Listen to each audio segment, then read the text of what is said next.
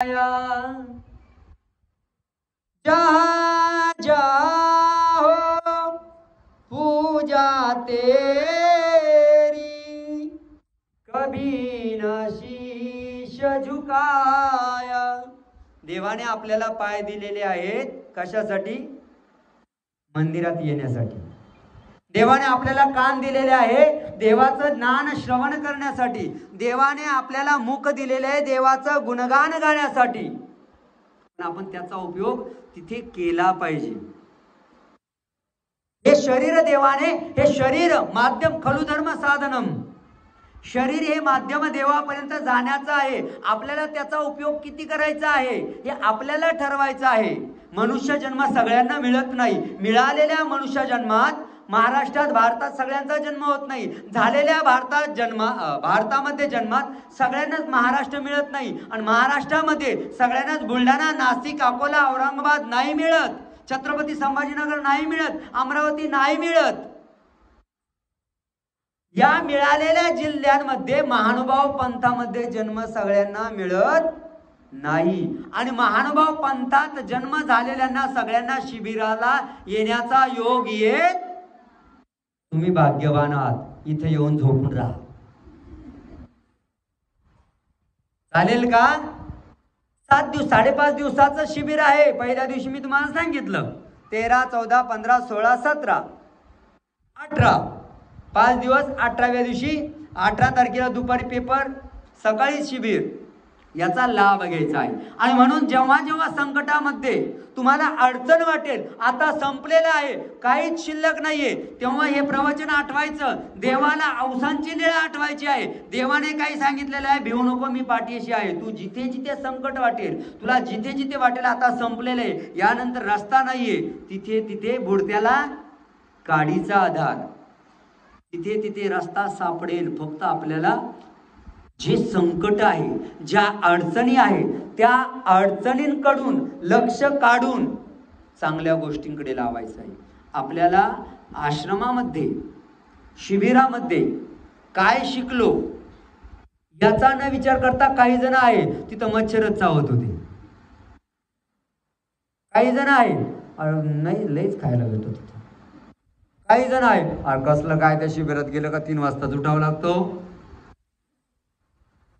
जशी दृष्टी तशी सृष्टी। आणि मनाला पॉझिटिव्ह ठेवायचं, निगेटिव्ह नाही। मी जर या ठिकाणी आलो, कदाचित, माहिती नाही, कदाचित आज तुम्ही आपल्या घरी राहिले असताना एखादं संकट, गाडी चालवताना एखादा माणूस धडकणार होता, आपण धडकणार होतो, त्या संकटापासून वाचले। तुम्ही म्हणशाल मला गाडीच येत नाही, मग स्वयंपाकघरात स्वयंपाक करत असताना पाणी पडलेलं होतं, ते पडलेल्या पाण्यावर पाय सटकून भडकन पडणार होतो, ते वाचलं। माहिती नाही बरं का आपल्याला कशामुळे आपण इथं आलोय, तर कोणत्या कोणत्या पापापासून, अडचणीपासून, संकटापासून देवाने आपल्याला वाचवलं माहिती नाही।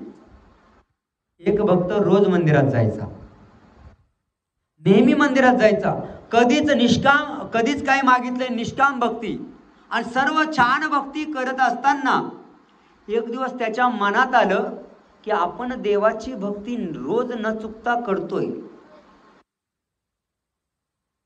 रोज न चुकता भक्ती करतोय, पण ही वनवे तर नाहीये ना। म्हणजे भक्ती मी करतोय पण देव त्याचा स्वीकार करतोय की नाही, कसं कळायचं? जसं मी सावळेद्वारला नेहमी जायचं, एक दिवस मनात आला मी रोज सावळेद्वारला येतोय, रोज सावळेद्वारला येत असताना लोक म्हणतात अस्वल, साप, आपल्याला काहीच दिसत नाही।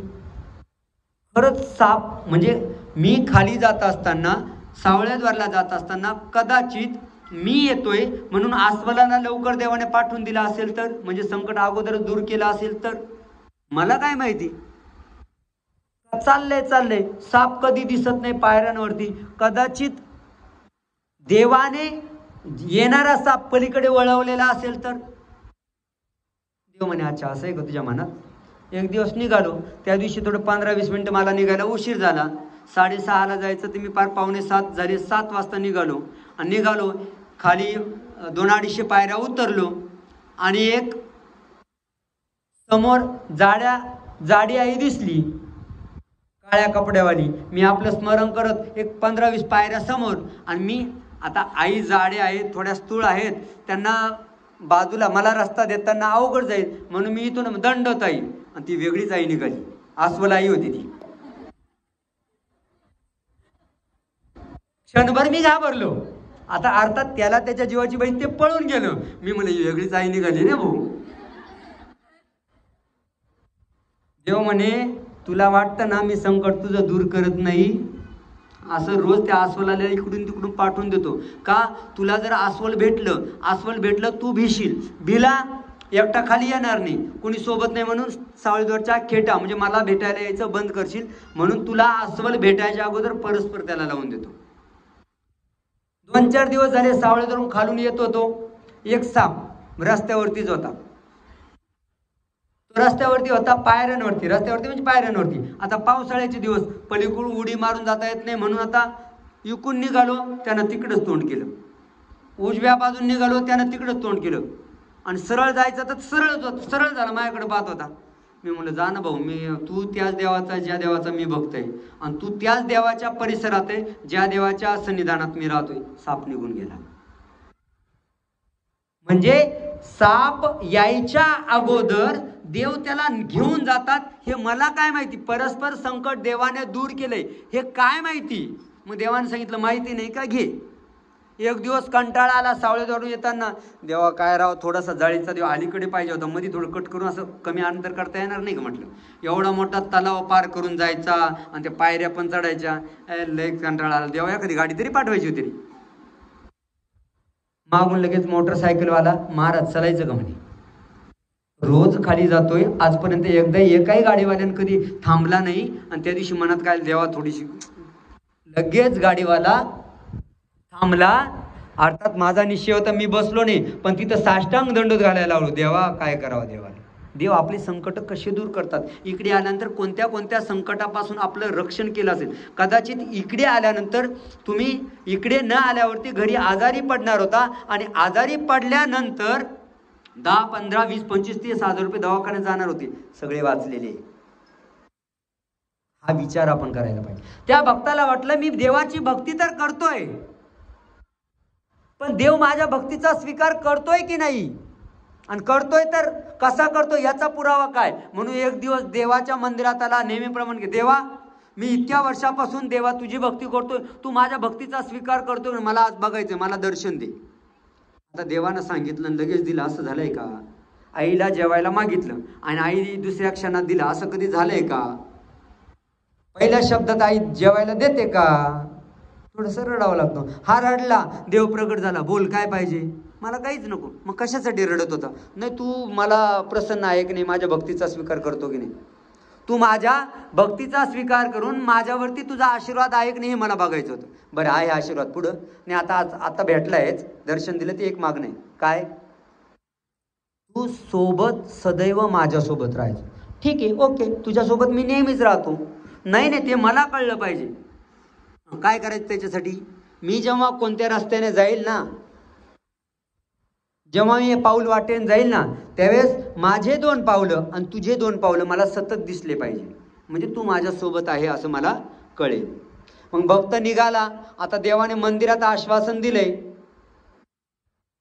फक्त निवडणुकीपुरतं आश्वासन दिलंय का खरंच सोबत आहे. म्हणून मागं पाहतोय तर देव खरंच मागे 4 पावलं उमटतायत. काही दिवस, दुसऱ्या दिवशी पाहिलं, काही दिवस गेले, मग त्याला पक्क कळून चुकलं, आता देव आपल्या सदैव सोबत आहे. एक दिवस असाच थोड्याशा चिखलातून चालला होता. चिखलातून चालताना त्यानं सहज मागे बघितलं, देवाची आठवण आली म्हणून मागे बघितलं, 2च पावलं तिथून तसाच परत फिरला आणि देवाकडे येऊन, देवा तू खोटारडा आहेस, तू भक्ताला सांगतोय तोडतोय, मला हे मान्य नाही, आजपासून मी तुझ्या मंदिरात येणार नाही. काय कामाची माझ्या एवढी भक्ती.